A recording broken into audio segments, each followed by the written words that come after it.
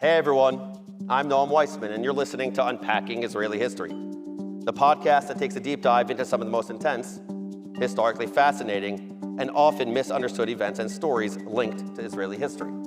This very special live episode of Unpacking Israeli History is an incredibly special one for three reasons. One, we're recording this live in front of a capacity crowd of close to 1,000 people at the iconic 92NY in New York City. Two, it's a topic and a conversation I've wanted to have for a very long time. And three, it's a conversation I've wanted to have for a very long time with someone in particular. Very special guest, a household name for many of our listeners, the one and only Dan Senor.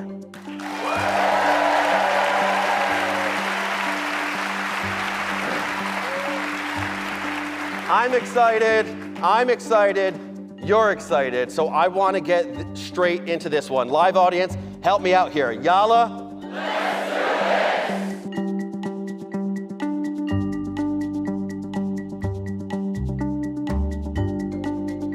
So here's what I want to try to cover over the course of the next 45 minutes or so, 4 segments, if you will. Segment 1, first I want to start with you, Dan, your life, your experiences, what it's been like, how you think about telling Israel's complicated story to different audiences, colleagues, listeners, family, friends.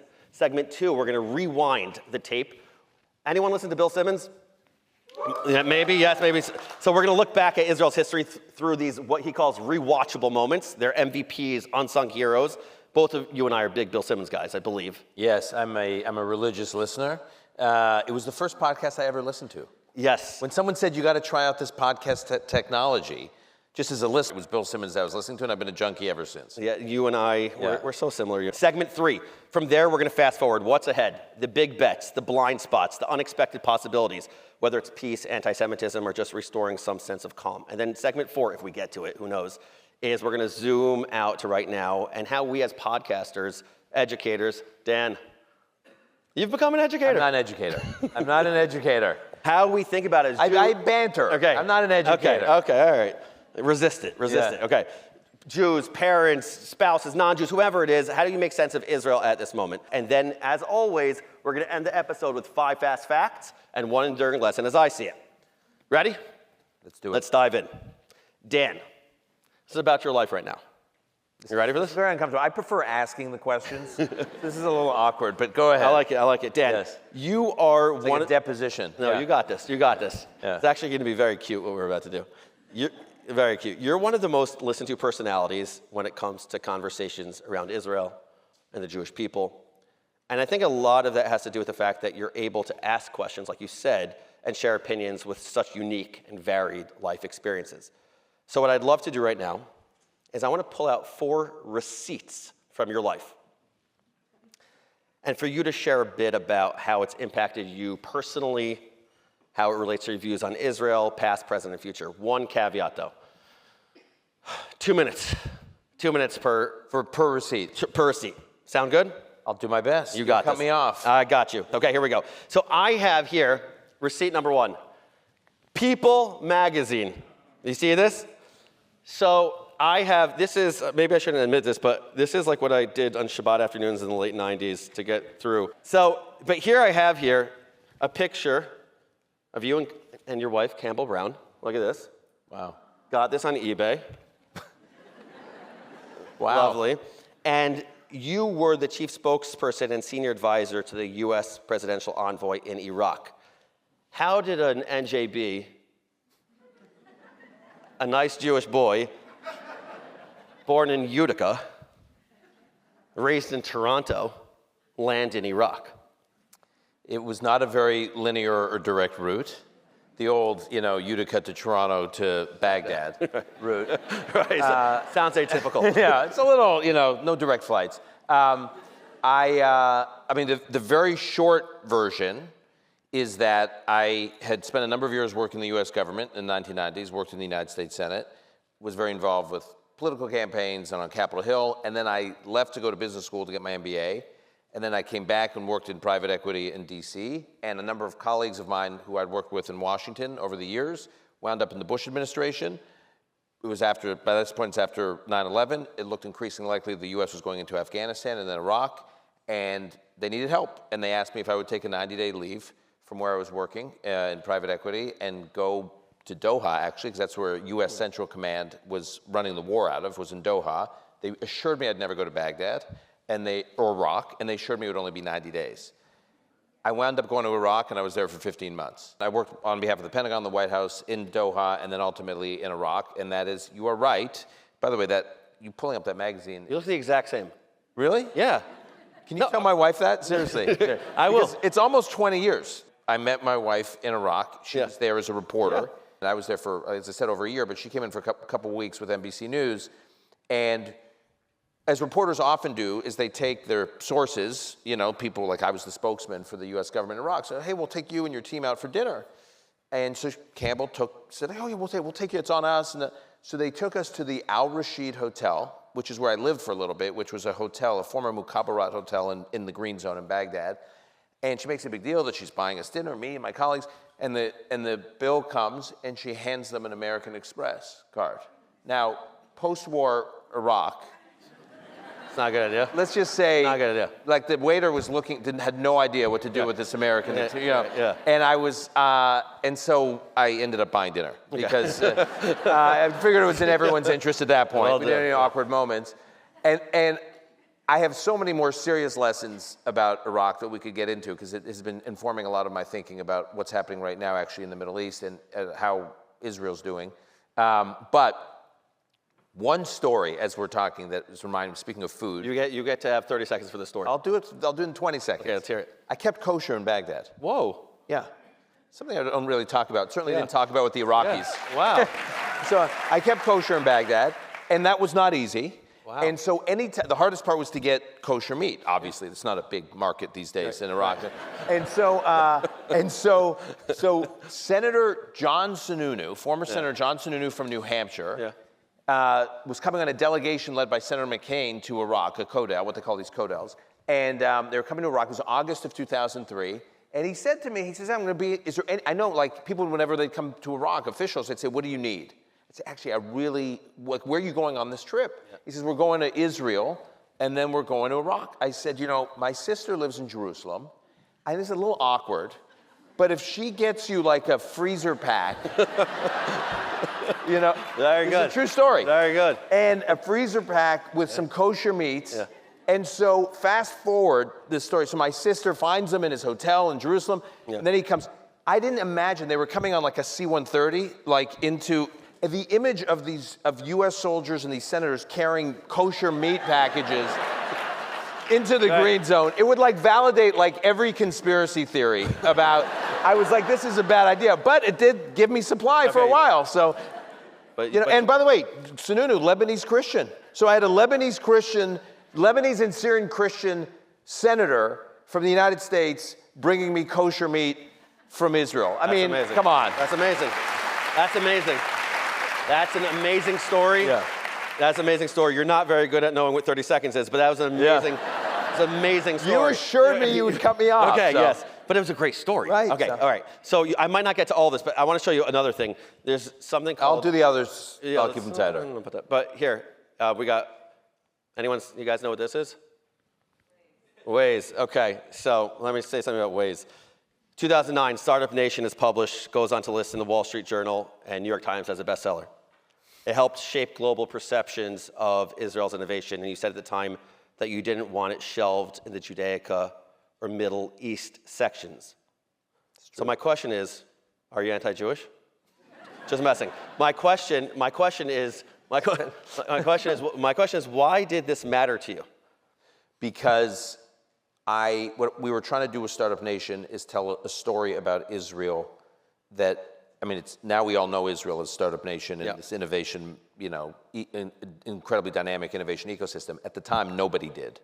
And I wanted to tell the story of a slice of Israeli life that I knew a lot about, but I felt most people didn't. Yep. And I felt, and my big audience was not Jews. Well, obviously Jews I knew would consume it, but I wanted people who are consumers of business content or consumers of content about current events that are not just strolling through the Judaica section. So our book came out at the time as Too Big to Fail by Andrew Ross Sorkin, Freakonomics. We were with those books, and I wanted people who would stumble upon those books to stumble upon Startup Nation. That's amazing. That's an amazing story. So I want to tell you, just in line with that, so this is going to sound random, but it's connected, I promise you. As long as you don't take up too much time. I'm fine. Yeah. Well played. So when I tell people that, Unpacking Israeli History is the most downloaded Jewish podcast in the world, they say, great, you want to tell your mom about that? Like, she should be so proud. And then you know what the real response is? What about Dan Senor? So, and I'm like, okay, but he's in a different category. You're in the category of media and politics. Right. And so you're in that category of podcast creation. And I've said to my wife, I know when she's cheating on me, when like I catch the Bluetooth and she's in the car and I'm like, are you listening to Dan right now? Is that what's happening? That's hilarious. So she's in the front row right there. Excellent. We'll talk later. So there you have it. Okay, I took my time on that one. Okay, I want to show one more thing to everyone here. This is ARC Media. This is an oversized Call Me Back subscription receipt. So September 2020. They all know that because they're all subscribers. Right. Everyone here. Understood. Yeah. So September 25, your Call Me Back podcast, a success story in so many ways, but I want to get super real with you here, podcast to podcast host. We're all alone in this iconic theater. No one's listening in. It's just us. And I'd love to know what the most unexpected food for thought you've received over the years has been, having had so many fascinating guests on your show. Something that's like so unexpected, but food for thought that you have received, and you're like, wow, that is an insight. Oof, there's a lot of them. I actually, one of the reasons I love doing the podcast is for this reason, because we tend to think, podcast hosts, that we're in control of the conversation, but the most interesting conversations are when you're leading a discussion, you're actually learning in real time. And and suddenly Ilan and I will my producer will think the conversation's going in one way, the way we planned it out, and we realize this person said something really interesting and it's going another way. I will say the most difficult, insight I have gained, mostly from my Israeli listeners, is how my Israeli guests, not all of them, but some of them, although I'm increasingly hearing this insight, is this balance they're clearly trying to strike between obviously wanting to do everything to get all the hostages home, and that this is so much about Israeli solidarity, and they're so committed to it, and they, for all the obvious reasons everyone in this room understands, and this fear they have that it may not be in Hamas's interest, given who Hamas is, to make that possible. And that it will, Gilad Shalit was held for 5 years. It may be in their interest to try to hold on to some of the hostages for much longer than I think is in anyone's time horizon. And I'm hearing this more and more from Israelis, and how they strike that balance between the aspiration and what they fear is a reality has really been rocking me recently. Wow. Thank you for sharing that. We've learned a lot about your life. I want to go to history. You and I, we spoke about this. We're Bill Simmons junkies. We listen to his content. He's been a podcast role model for you, a podcast role model for me. If you don't know him, everyone, he is a sports writer turned podcaster. He started The Ringer. One of his shows is called The Rewatchables, and it's genius. They take classic movies like The Godfather, always wondering when's the right time to watch Godfather with my son? What's the earliest age? I've watched it with both our sons, and wait till they get out of the womb, okay. and then yeah. They're good. Yeah. So my son's 12. Okay, so so what The Rewatchables does, it goes through great movies, The Godfather, it breaks them down, best scene, most rewatchable moment, MVP, unsung hero, all that stuff. So tonight we're stealing that idea, and instead of movies, we're gonna rewatch 3 big peace moments in Israeli history. Anyone who listens to the podcast knows I believe there is such a necessity to learn about the story of Israel before you have all of your perspectives about Israel. You got to actually have an informed perspective. So I want to do Camp David, I want to do Oslo, I want to do the Abraham Accords. And Dan, I'm going to start with telling a short background for each story. Then for each one, you and I are going to pick the MVP, that person, the idea or institution that made it happen. We're going to pick an unsung hero, the overlooked force that changed the game. And if either of us is feeling inspired, we'll come up with some other categories, okay? So let's start at Camp David. Some history, folks. That's what you're here for on a Sunday night. Some history. November 1977, Camp David, just 4 years after the Yom Kippur War, when Egypt and Syria surprise attacked Israel on the Jewish people's holiest day. More than 2,000 soldiers, Israeli soldiers, around 2,500, were killed in 3 weeks. Morale was shattered. And then, out of nowhere, Anwar Sadat, the man who architected that war, lands in Jerusalem. He's shaking hands with Ariel Sharon, with Moshe Dayan, with Golda Meir, and Prime Minister Menachem Begin. A year later, Sadat and Begin meet at Camp David with Jimmy Carter, hammering out the peace accord. By 1979, it's signed. And through all the tension since, that peace has held. So let's go through the MVPs and the unsung heroes. So I'm the host. I go first. To me, undoubtedly, the MVP. Okay, and we could do like a. I bet we're going to agree. Okay. I don't know. Let's see. So to me, undoubtedly, it's Anwar Sadat. What? Okay. Okay. Do you want me to? Planned that. He's like Menachem Begin. No, I was Anwar Sadat. Yeah. Okay. Wait, but do you want to make your case for Sadat? Yeah, of course I want to make my case. Go ahead. Okay. So this was a man who, in the 1950s, literally wrote a love letter to Hitler, which, by the way, is like I wouldn't pick him as a top 5 person to write a love letter to. Right. In an Egyptian paper. In 1973, he planned the most traumatic war in Israeli history, at least until October 7th. He was a devout Muslim, a proud Egyptian, Nasser's successor. He had every reason not to make peace. He had every reason. And yet, in 1977, he stunned his own parliament by saying, I won't refuse to go to their own home, to the Knesset itself, to discuss peace. Days later, Begin invited him. And within the week, he was in Israel. They were on alert. They thought something bad might happen. Their security was ramped up. And ultimately, that bravery cost him his life. He was assassinated in 1981 by an Islamic Jihad member for daring to choose peace. But he also saved countless others by ending decades of war between neighbors.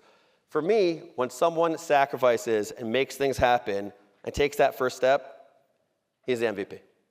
Okay. Few things. First of all, on the story of his visit to Jerusalem, amazing story, his visit to Israel, there was a poll taken in Israel a few days before his visit where Begin at this point was pushing, pretty aggressively, at least back-channeling for this peace agreement. Polls taken, overwhelming majority of Israelis are against any kind of deal, against giving up the Sinai. Sadat comes to Israel, poll taken a few days later, after he speaks before the Knesset, says, I recognize Israel's right to exist. Overwhelming majority of Israelis support a peace deal, meaning because they believed, to your point, that he was sincere about this. And it was a dramatic visit. Another fun little fact there is, he wanted to come during the day. When he arrived, it was a Saturday on that date. And he was supposed to land during the day. And Begin called him and said, can you please come after Shabbat? Because I want to greet you at the airport, but I can't travel on Shabbat, which Sadat did. Moved his arrival time. I understand the accolades you want to give to Sadat, but also remember he was a visionary in part because he knew what was in Egypt's long-term strategic interest. And given what was going on in the Cold War, and given the degree to which Egypt was perceived, and literally was a satellite of the Soviet Union, and Sadat realized that Egypt could only lose it's enough already. They've been losing war after war after war against Israel, and they want to cast their lot with the West. And casting the lot with the West means the United States and Israel. So, and he wanted to break with the Arab bloc. He wanted to break with Syria. So, yes, I'm simply. So you don't think he's the MVP? No, I think he's. I'm going to say it. Yeah, obviously, Menachem Begin is the MVP. Okay. I'm kind of disgusted that he wasn't yours. Okay. But I'll learn to live with that. And by the way, probably most of the rest of the room is probably disappointed, but it's okay. Yeah. But listen. Okay. I say you're a Sadat guy. I get it. Okay. So I'll be the Begin guy. All right.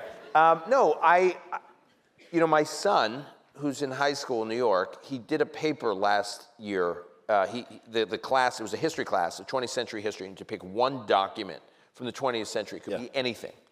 And then kind of study that document and then do the history around it. So he did the Camp David Accords. Yeah. And so it was fun watching it through his eyes. And one of the things that I was struck by was look at the Knesset debates when they're voting on the agreement. And the vitriol being directed at Begin from the right. It's wild to go back and read the stuff they were saying about him. And he really put his political base at risk to do this. And you realize from that story, only Begin was the only political figure in Israel who could have pulled that off, who could have delivered the hard right, the center, and obviously the left was on board with it. But he was the only one who could have held all that together. So there's a common theme there. The common theme is sacrifice, though, the willing to actually make a claim against the norm to achieve whatever you're trying to achieve. Yeah, and look, he believed it was in his country's interest too. So like in that sense, he and Sadat were very similar. I mean, he had similar, motivations. Do you know what Golda Meir said about Menachem Begin when he got She wouldn't get the Nobel Prize. She said he doesn't deserve a Nobel Prize, he deserves an Oscar. Right. That's why I'm always amused with those kinds of stories. Yeah. Because when people think Israeli politics is small-minded and petty today, I'm like, you just don't know your history. You gotta learn Israeli history. Exactly. Yeah, exactly. Listen, by the way, I just have to give a shout out. OpenDor Media, we did co-produce a film on Menachem Begin, so I kind of like Menachem Begin too. Okay. All right. I'll tell you the unsung heroes. The IDF.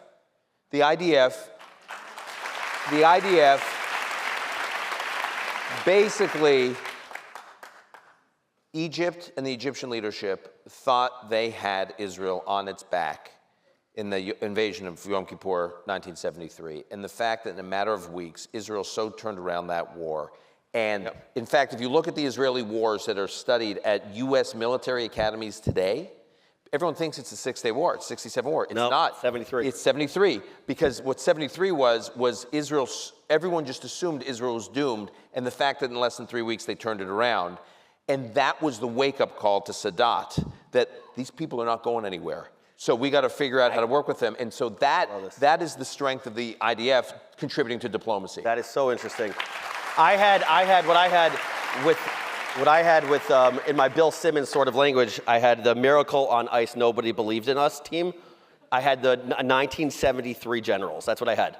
Okay, so I am going to skip my unsung hero.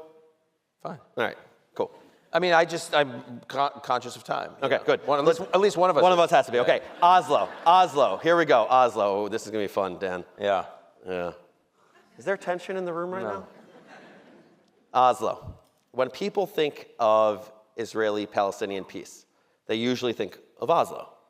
But Oslo wasn't exactly a peace deal. It was a set of interim agreements between Israel and the PLO, the Palestine Liberation Organization, meant to lead to peace.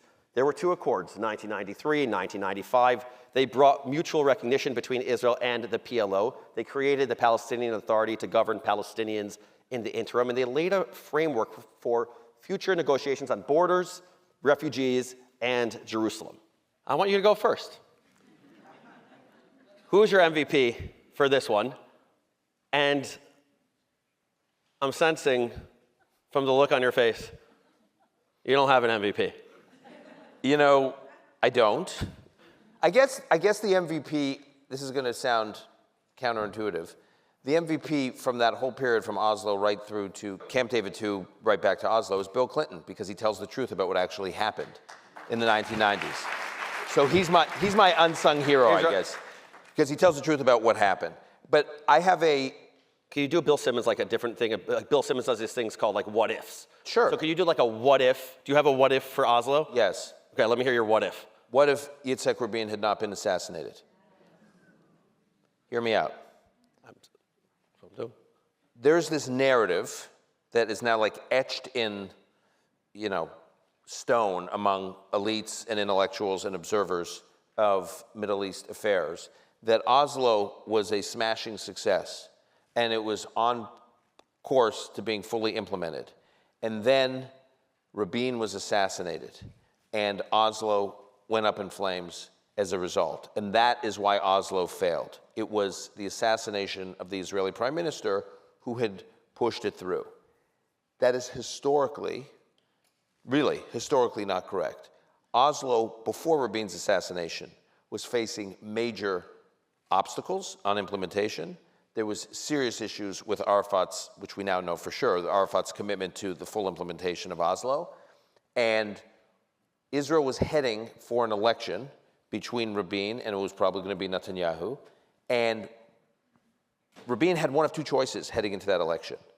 Either begin to move away from Oslo because it wasn't working and it wasn't being properly implemented, and the other side was not operating in good faith, or lean into Oslo and really have an election where Oslo is the debate.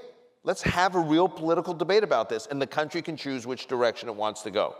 Now, when Rabin was assassinated, not only was Israel denied the continued service of a great Israeli leader, Yitzhak Rabin, but it was denied the opportunity to give Rabin the opportunity to say, this isn't working, let me explain why, or it must work, and let me tell you why, and I'm willing to stake my premiership on it. And that, I think, would have been so healthy for the Israeli polity, and actually for the diaspora too, for us to actually have a serious discussion about whether or not this was working, rather than it just be written off as the failure that followed the real tragic assassination of the prime minister. That is always a what if, and I still have that memory of my parents coming downstairs. I think it was after Shabbat, telling us. It was after Shabbat.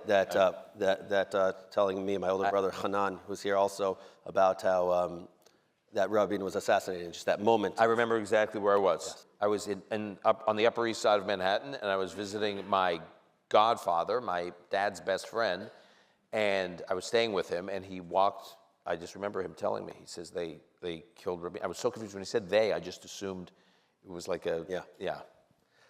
It was really horrific. For me, I am going to say, I said before that in the Camp David Accords that Sadat is my MVP, and I think that seeing Arab leadership take that sacrifice, and ultimately, Sadat sacrificed his life for the cause. Now, people here listening might agree, might disagree with Rabin's policies, but he was a hero throughout Israeli history, one of the most decorated soldiers in Israeli history. And he was a real hawk for most of his career. He was for a lot of his career. Yeah. But he said, this is something that I want to do right now. And he said, Ani anavet. You remember that line? I will navigate. Yeah. I will figure this out. And he made that decision to recognize the PLO. So for me, I'm giving him the MVP award. He won the Nobel Prize. I'm not giving it to Arafat.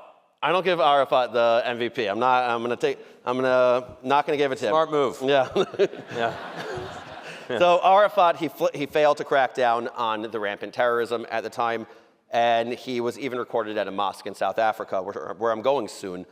He called for jihad to liberate Jerusalem. So and as Dennis Ross points out, he never actually explained to the Palestinian people, unlike Sadat, by the way. Sadat explained to the Egyptian people what he was doing and why he was doing it. Arafat never explained to the Palestinian people. Ross says in his book, The Missing Piece, one of the biggest failures of Oslo was the U.S. never insisted that the Israeli leadership was preparing the Israeli people for what was coming.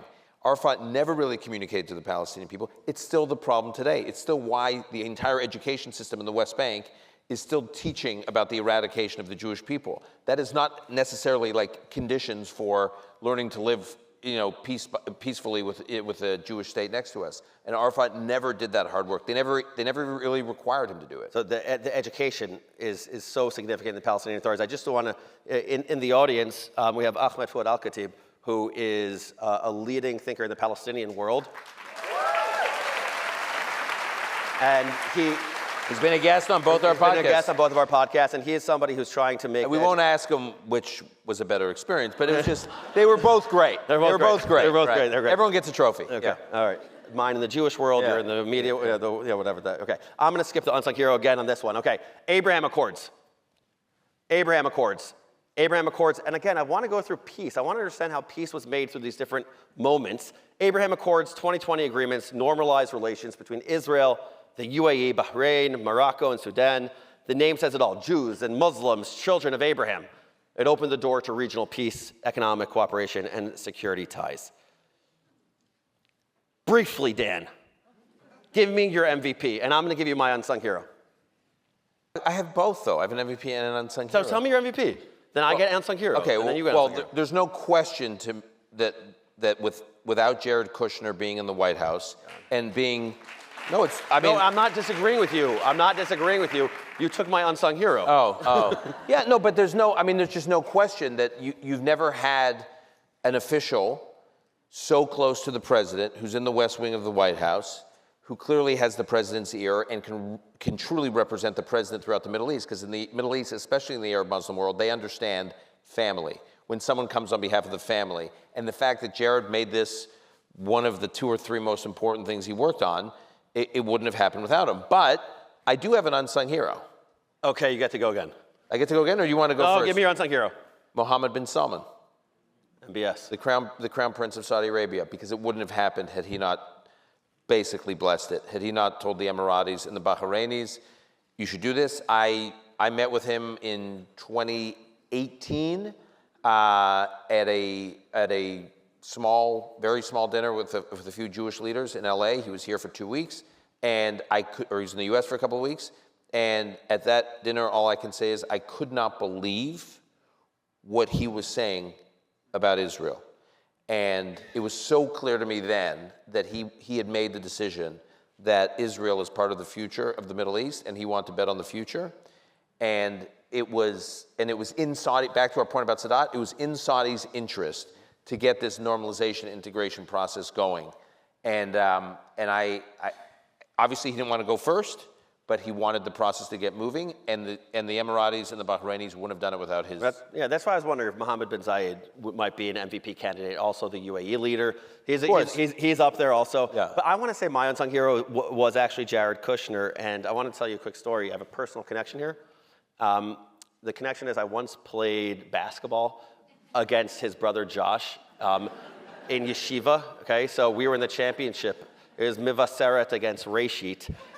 And it was a big deal, okay? And I know, I mean, right up there with like the Jets game today. Yeah. Everyone's talking. It was big. And let me just tell you this story. So we are winning the game, and we're the better team, okay? And Josh Kushner, who's okay, solid. It's the end of the game, 5, 4, 3, and he's not going to give it to Josh Kushner. They give it to Josh Kushner, buzzer beater, to beat us, to win the game against me.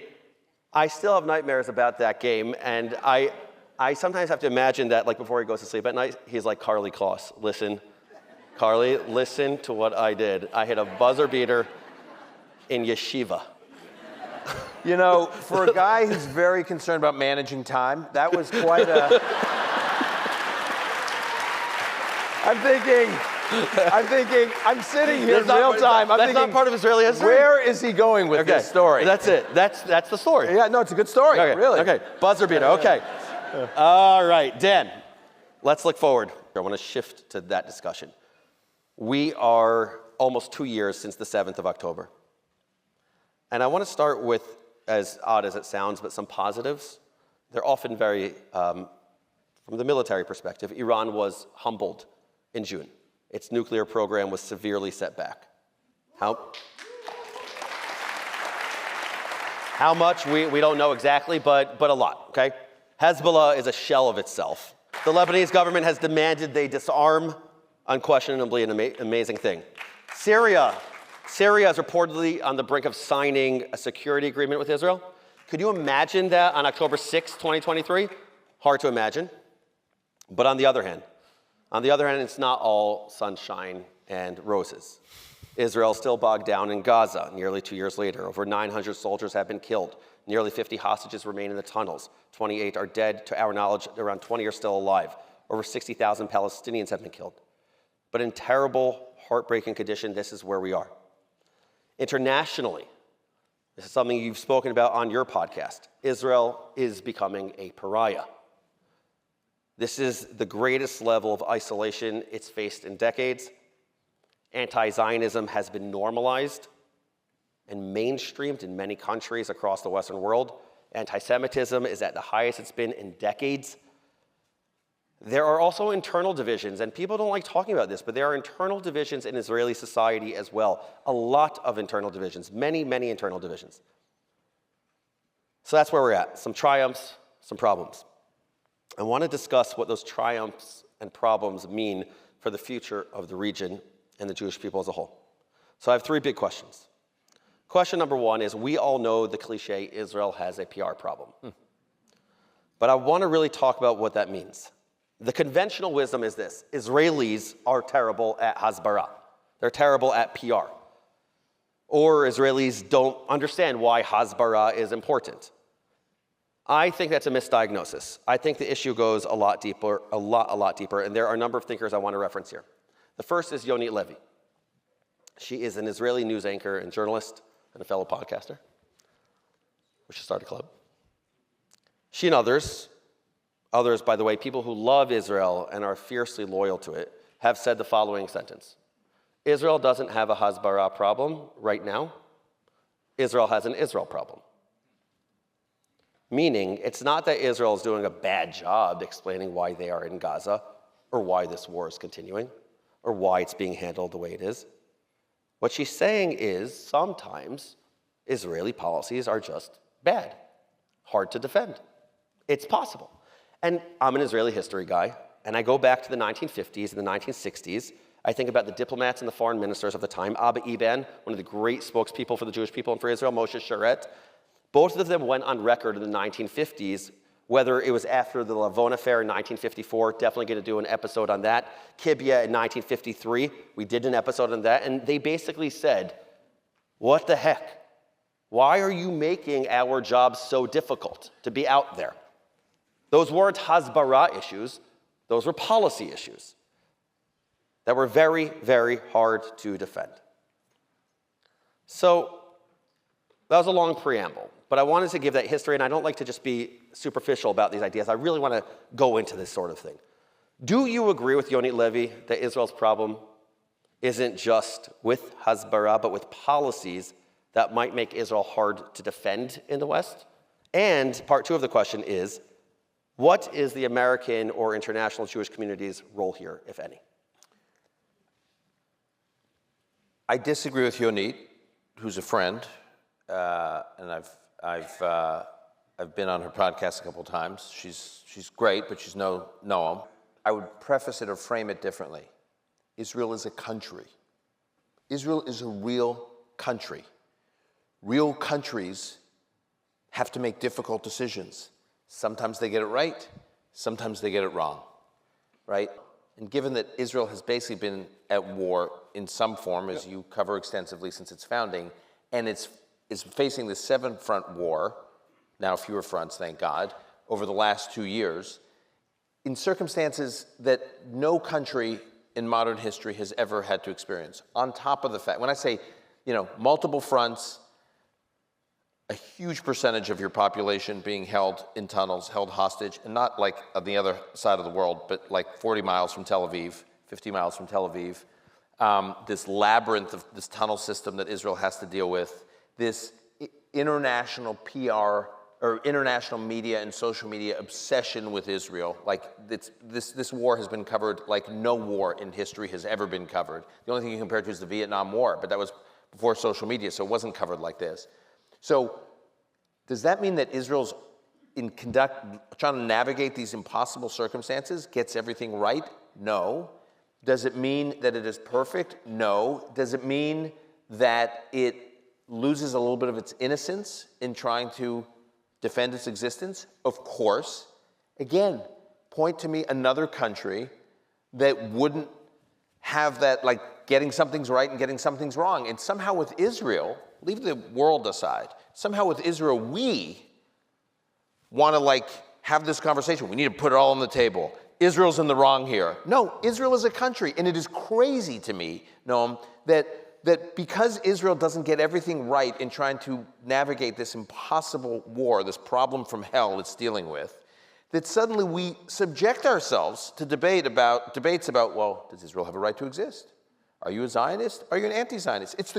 Imagine any other war in the world where people would say, well, does Vietnam have a right to, does America have a right to exist? But somehow with Israel, because of it being brutally attacked and subjected to what has been an existential crisis, we now have to defend whether it has a right to exist all the way back to its founding in the 40s. So Israel doesn't have an Israel problem. We need to start explaining to people that Israel is a normal country.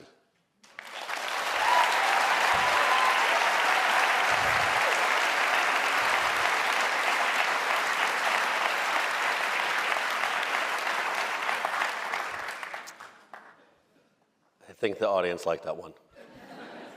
I mean, they're debating between that and the Josh Kushner buzzer. buzzer beater, it's just sort of like, yeah. I have so much I want to say. Go ahead. And, no. And think through your last point on this one. I don't disagree with anything that you just said about people's obsession with Israel, obsession with maligning Israel. I just recorded, we haven't released it yet, but I recorded talking about the claim about Israel being genocidal right now. I reminded our audience that Israel has been accused of genocide in 48. Israel was accused of genocide in 67. Abba Eban was defending Israel before there were settlements. And so a huge part of me is like, yeah, there is a strange obsession with maligning Israel no matter what. The question is, that I do think that young people are struggling with, is not the question of whether or not Israel has a Hasbara issue or an Israel issue, but whether or not Israel, as certainly at this point in the war, is acting in this war in a just way as it was in the first half of the war. And that is, I think, a discussion that many Israelis debate themselves. And I think that the American Jewish community is thinking through a lot right now. So I just want to add, the nuance there to me is not whether or not Israel has a right to exist. All of us should fight like crazy to make sure no one talks like that. Whether or not Zionism has a right, we don't dare those conversations to take place.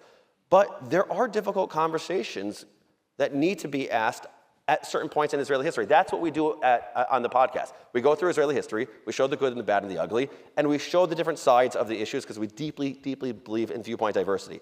The problem is so many of us struggle with this nonstop being attacked, and therefore don't have the ability to actually talk thoughtfully about difficult topics like this. My final question in this segment is based on something you discussed with Israeli journalist Nadav Eyal on your podcast.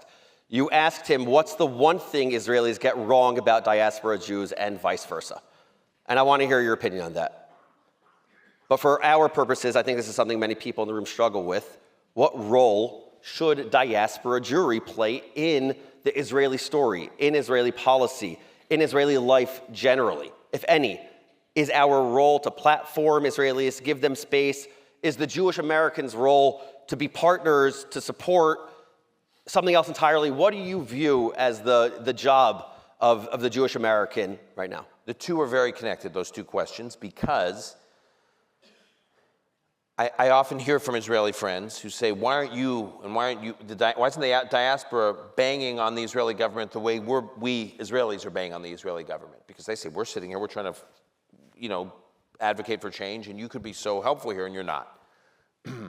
Or at least much of the diaspora is they claim not helping with that. And my response to that is it's not our role, okay? Israel is under siege internationally, under siege.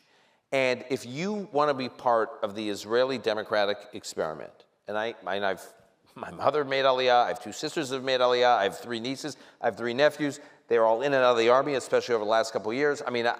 They have chosen to be part of the Israeli democratic experiment, and they can go there, and some of them are protesting on Saturday night, and some of them chose assertively not to protest Saturday night because they thought it was inappropriate, and they're having arguments and debates, and their children and my nephews and nieces are risking their lives. They're in it, okay? We're not. So all I ask of the diaspora is to give Israel, you don't have to be a cheerleader for Israel, give Israel the benefit of the doubt, okay? Just give Israel, think about it this way. The analogy I give is this, okay? Think of Israel as your child. I don't mean that in a patronizing way, but the connection. You give your child the benefit of the doubt. Your kid gets in trouble at school, you get a call from the school, right? Your immediate reaction is not to believe the worst things that a school says about your child acting out. Your immediate reaction is, okay, I hear you. I want to talk to my child and get to the bottom of it, because there's probably two sides of the story, and I have confidence that my child is not perniciously acting out. Not to say your child's always going to be right. It's to say you're going to give them the benefit of the doubt. And that is, I think, how we should think about Israel. It's, again, back to my earlier point, it's a normal country. So when it makes mistakes, criticize it. But it's not our role, it shouldn't be, to be out there joining the jackals who are just slamming Israel in the international press and in international institutions. Because when members of the diaspora do it, when I go on TV and I'm defending Israel and I hear anchors of shows cite other members of the diaspora in the criticisms. It's like, really? Like, is that really what your contribution is to just joining the kind of the gang up on Israel? Is, to me, it's not a role.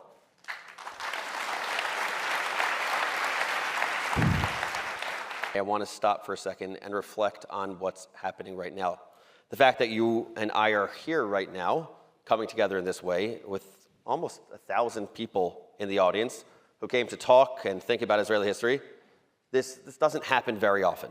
Like, I think it's actually mesmerizing in some ways that people are out here on a Sunday night, 1,000 people, to hear the story of Israel, to hear about the history of Israel, to talk these ideas through together. And I think that's special in and of itself. There are many differences between our shows. There are also similarities, in particular, the challenges that our listeners face, especially as it relates to their Judaism and to Israel. And by the way, many, for both of us, non-Jewish listeners across the globe who are also grappling with and thinking about this. Many. And Dan, I'm guessing that we get similar types of questions from people who are thinking not only about individual episodes, but the big picture. So I want to pick a question that I think comes up often, or maybe it's not a question, but it's a framing. It's, I don't trust, this is the line that we kind of often hear. I don't trust legacy institutions or mainstream media, but I trust your podcast. And the question is why?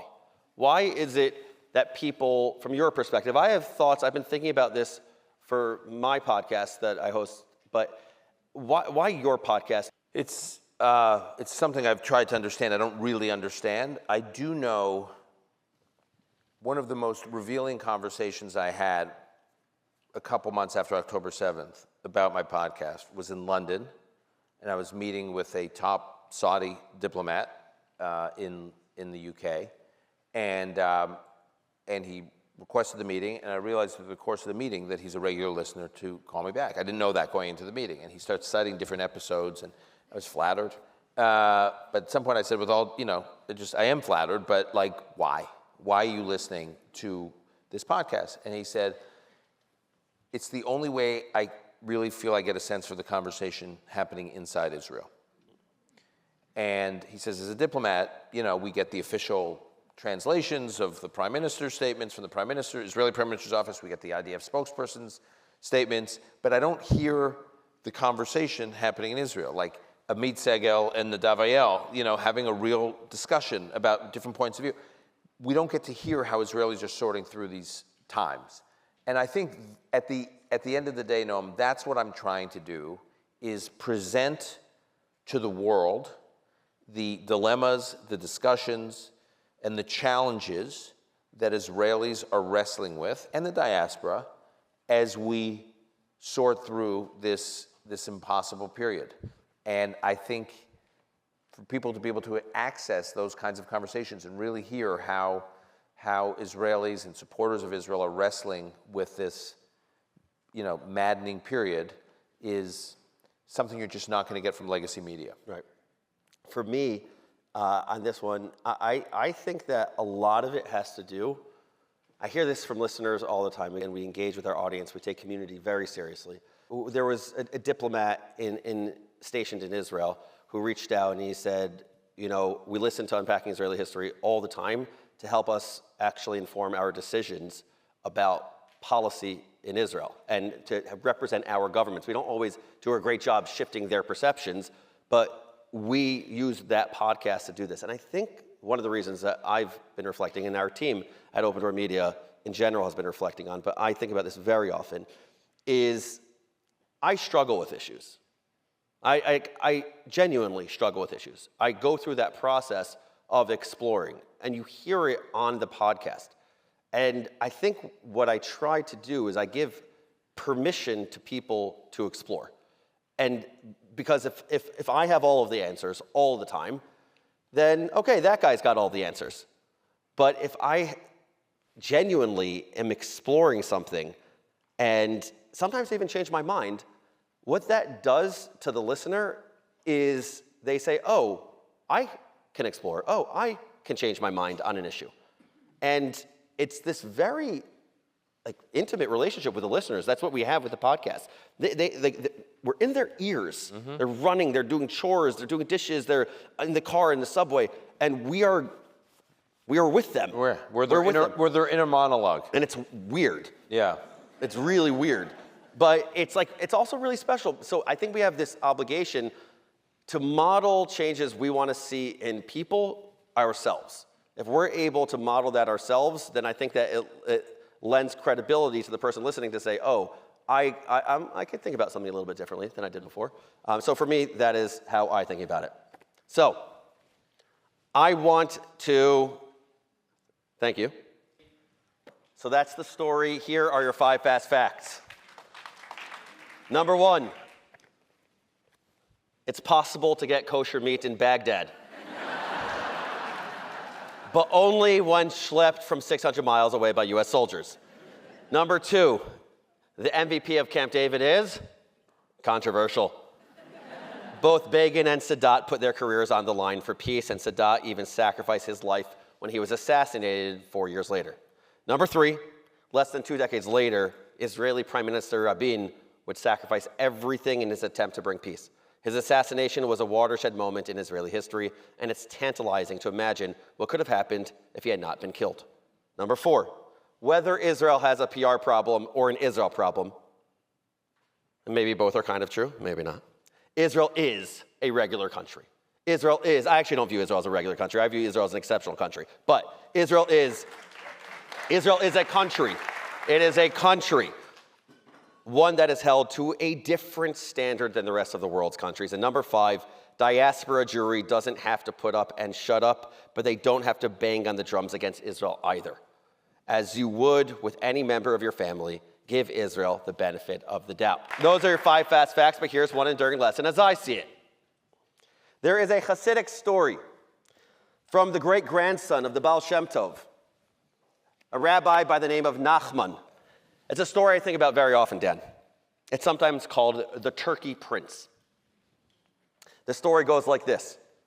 A prince wakes up one morning convinced that he's not a prince at all, convinced that he is a turkey. He strips off his clothes. He crawls under the royal table. He begins eating scraps from the floor. The king and queen are devastated, and they bring in doctors and wise men to cure him. One after another, they try different methods, reasoning with him. They're either yelling at him, they're scolding him. They even mock him, they punish him. Nothing is working. It's an odd story, but finally a sage comes along. He doesn't argue. He doesn't shame. Instead, he takes off his own clothes, sits down under the table, and says, I'm a turkey too. Slowly, once the prince trusts him, the sage begins to suggest little changes. He says, turkeys can wear shirts, can't they?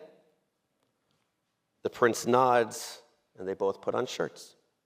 Then turkeys can eat at the table, right? It's possible. And together, they climb back up. Step by step, the sage shows the prince that he can remain who he is, but also live fully in this world. Yes, it's a little bit of a strange story, but the message is powerful. This is what I take from it. True change and healing, they don't often come from force or from standing above someone and demanding that they be different. It won't often work.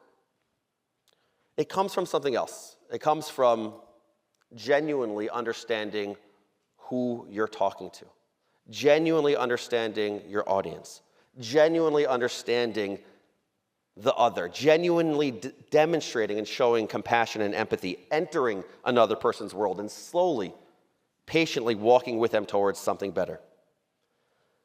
It teaches that leadership is not about hierarchy, it's about relational wisdom. It's about being willing to sit under the table before you invite someone to join you above it. And the reality is, for so many of us, We tend to think of ourselves as the wise person in this parable, going to the young people under the table who just don't get it. But we're also the prince, the turkey under the table at times also. And we need others to help us be understood as well. It's a lesson that resonates so deeply with me when I think about Israel, about Jewish history, and about what Dan, I think what you and I are both trying to do with our podcast. We live in a moment where everyone is shouting at one another. Be like me. See the world the way I see it. Change immediately. You're wrong about everything. But history shows us that transformation rarely happens that way. Israelis and Palestinians, Jews and Arabs, even Jews with each other, we can't simply force the other to accept our truth. Change becomes possible when we show we're willing to listen, to meet people where they are, to build trust first. And here's the kicker. Like I said, we are not the sage always. All of us are also the prince. We all have moments when we're stuck under that table, when we need someone else to meet us where we are, to remind us that we can take the next step. So maybe that's the enduring lesson. Maybe that's what it is. Whether we are leading a country, running a business, raising kids, hosting a podcast, we're young professionals, whatever we are, all of us have the capacity to be that wise sage, to choose empathy, to walk alongside, and to help others rise up. And we all need people who will do the same for us. That's the work. That's the hope. Thank you so much.